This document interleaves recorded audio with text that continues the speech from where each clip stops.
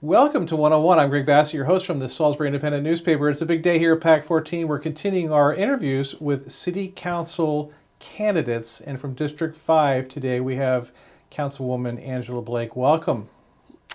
Thank you. Thank you for having me. I appreciate it. Now, you're not opposed in this election, but we still want to get you in because we want to know what's on your mind because you will be going forward on the council. Yes. And there's so much going on. And as someone who watches the meetings, Angela's right in the middle of everything. Yes, yes. Well, there is a lot going on. I think for a variety of reasons. It's been a perfect storm that has created some very unnecessary mayhem and some valid criticism too. I mean, that is for sure. But yeah, I like to keep active. That's what I'm there for. I'm there to do the job for District 5 and what's best for Salisbury overall.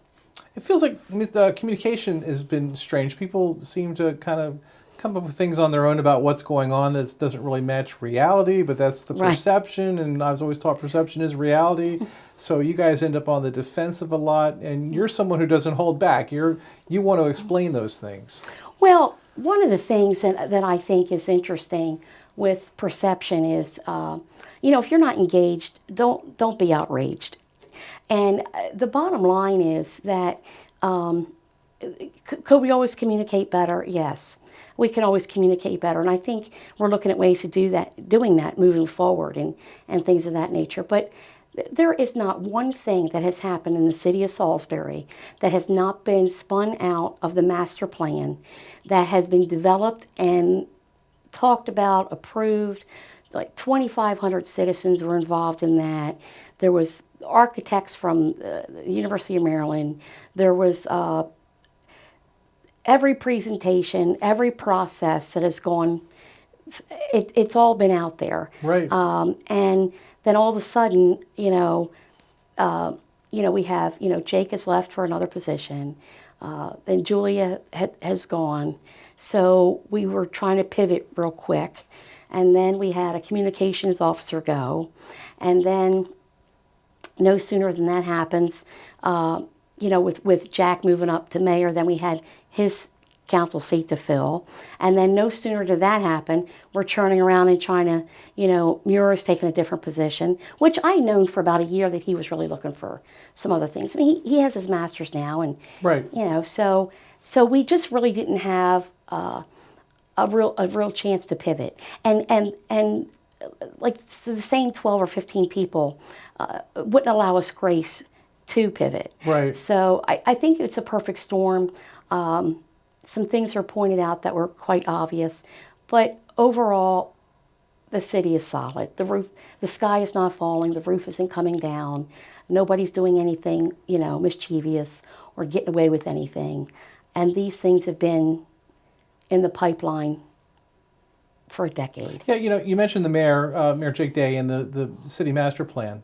I remember, and ironically, I just realized this, that they put on easels the plan in Randy Taylor's store on the corner there of Main Street and Market Street. Yes. And I remember everyone looking at it, and these were like these great ideas from architects from the University of Maryland. So as a regular person, I'm not going to question their ideas or ideals, and I was impressed with everything. And maybe to Jake's detriment, I don't think he really wanted a lot of public feedback because these were great ideas, and we perhaps as a group here don't have the same vision as a urban architect. Mm-hmm. But we've matched that plan, and you see it happen, and then people suddenly become alarmed, and it's like, no, we've been talking about this since 2014-15. Correct. Absolutely. And, it's old as time. Or there's a gentleman that I know is a very bright man. And he said to me one day, we were discussing this thing about, Jake leaves and everyone becomes dissatisfied and he left us in a mess. And, it's a story as old as diamonds, right, as he says. And it was so cleverly put, and it's always blame the other guy. So, if you like Jake, or if you didn't like Jake, or if you liked the things he did or didn't do, we all showed up. Everybody voted yes. Right. I mean, no one came to protest. No one came to say no. Not one time. Not once. Not one time. Right. And so it's baffling. It's perplexing, to be honest. And I think that's the unfair piece of it all. And I think that under Jake and Jack, this city has really experienced a beautiful Renaissance period. Right. And I really would truly hate to lose that feeling of that. Now, when, I think one morning I was riding down Waverly after I stopped at Dunkin' Donuts, got my coffee, and I'm riding down Waverly, and I make the turn onto Waverly, and I notice these, humps with the stripe. The and zebra stripes, yeah. I literally I almost choked on my coffee. So I go downtown, I'm like, what? Like what in the world? So okay, so it's a personal design, okay, fine. But Jack heard people, and that was changed.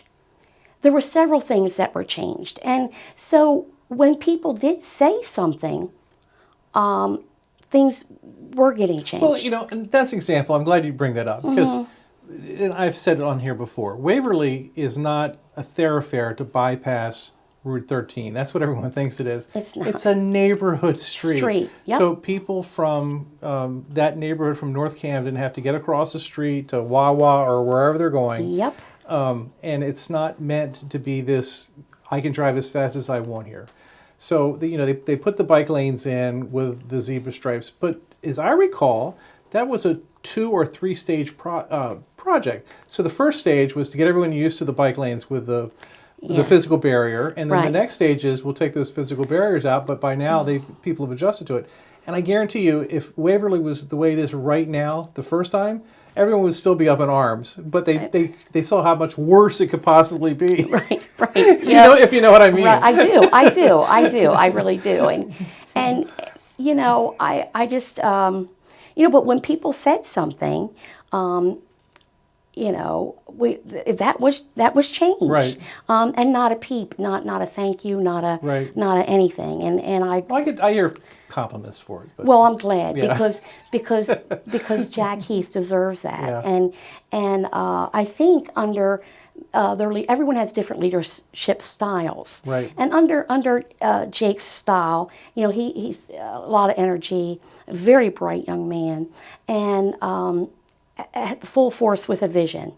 And there was a period in time where Salisbury really needed that. Right. Sometimes you have to be pushed into the future. And this is where we're going. We're too big now. Salisbury's too big now. We're too big to keep playing small town. Right. It's too much. And it's an adjustment, and it's going to be an adjustment.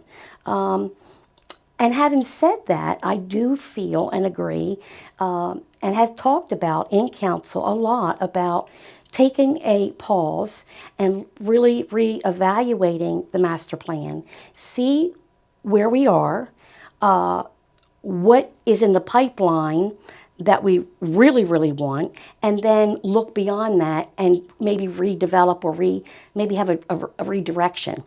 And there's nothing wrong with that because that plan is, at this point, just about 10 years old. Right. So, yeah, and you need a plan, you need a vision, you need something that people can look toward with a little bit of hope, even if it's never going to come to fruition. You have to have aspirations. You do. You absolutely do. And Salisbury's full. We're full of the future. We've got so much to look forward to, and so much to be in appreciation of. We have a really bustling, interactive, thriving city. I really put that out there and that message out there, especially in light of the last, I would say, 18 months, where the sky has fallen and Salisbury's terrible. I'm going to have to move, and the taxes are ridiculous. And we forget about the 5 years in a row we didn't have any tax increases. Right. We forget about that quickly. But the whole world had to raise taxes, and actually inflation. And we started talking about possibly raising taxes in 2000. late 2019, because actually the inflation started Right, in the middle right, of COVID, yeah. and so we knew we were going to get hit. And then with all of the COVID situation, everything, of course, the inflation went up and the whole disaster, and everyone knows the fairy tale after that. But the whole world had to raise taxes. The whole Yeah. world is in this bunch. I don't want to pay the extra taxes. And I know, I mean, everything is hard. Groceries are ridiculous. Gas is ridiculous. And everybody has had to reevaluate. We will get through this. Wait, but that's another one of those things in terms of communication. I feel like they could, I'm the editor of the paper, so I'm supposed to watch this stuff all the time. And nothing was really telegraphed to me like, hey, this spring we're going to have a problem with the budget. Just all of a sudden the thing dropped and we're going to have to raise taxes by this incredible percentage number. I didn't realize there was going to be a problem like this. It's got to be telegraphed somehow. Yeah, and that would be the criticism I could accept. You know, I totally agree with that. I think everyone on the council would agree with that statement. Even though that you know, we publicize things or whatever, I do think we need to do a better job Right. in maybe just doing it on our website or how we've been doing it. I know that when our communication director left, or you know, she was so good at posting everything on the Facebook city page, and I mean, there wasn't a thing you missed. But when that got empty, you know, we kind of were delayed in getting Right. that back up in And there's a transition now. huge It'll work transition. out. It'll be fine. But you're right. You're right. And I think that the other thing with that is going back again. You know what, Salisbury, we are, and I've talked about this since I've been even when I was appointed, about the differential tax. The only county that has this nonsense with the differential tax, and it's been decades in the conversation between the city and the county. And this is for people who don't know that the counties normally pay the municipalities some money for the duplicated services, and in Wycomico that doesn't happen. That's right. So not only did we have to raise taxes, but you're also paying the county tax. Right. So it is high. You are feeling it. And I'd say, you know, go to your county council. I will say it's on our legislation, our state legislation agenda for one of our priorities. Right. I think that for whatever the reason is, I'm personally, I don't even care what the reason is at this point. I just want it corrected. And if we have to go to Annapolis to look at that and get it done, then that's what we need to do. And it is a bit much. Right. You mentioned you were appointed to the council, and then after that you were elected to council. Correct. So this would be your second re-election. Yes. Why do you want to do this, Angela? You know, it took me a while. I really wanted to think going into this next term, and it took me a while to sign up. You know, when I realized that you know, Jack was going to have to step down and all that. That really got to me personally. I mean, he's been a huge mentor. You know, just watching and being, you know, studying him. And then Muir left, and you know, that was another big, steady, consistent, solid piece of the council. Yeah, he was your council president for 8 years. Yeah. Yeah. Yes. It just. I just felt like there was a lot of undone things, and I don't want to lose the momentum of moving forward. I don't want to start, you know, putting in, you know, the claws and just dragging us back. And how we do that can look a variety of different ways, but I don't want to lose that momentum. And I feel like as much as we need new people, we do need some people with some level of experience to carry things forward. How can people get a hold of you, find out more about you? Do you have a campaign website? Well, I do. Angela, it's all one word. I'm so creative. Wait till you hear it.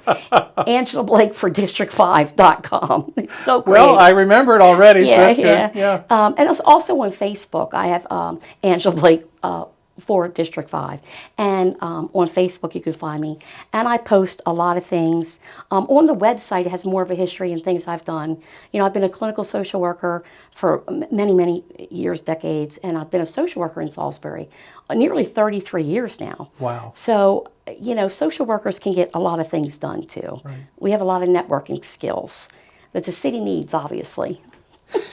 She's Angela Blake. She's on our city council now. She's running for re-election in District 5. We're thrilled she had time to be here today.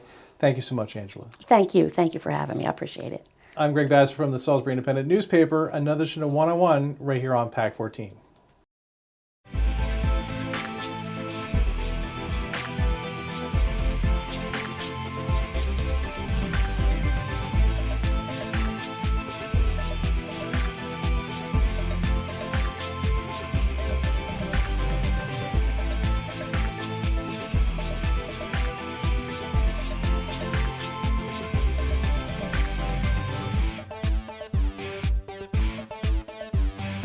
First Shore Federal is proud to support PAC 14 and One-on-One. We'd encourage every business to support PAC 14 and pick a program and support it, and let's make a difference.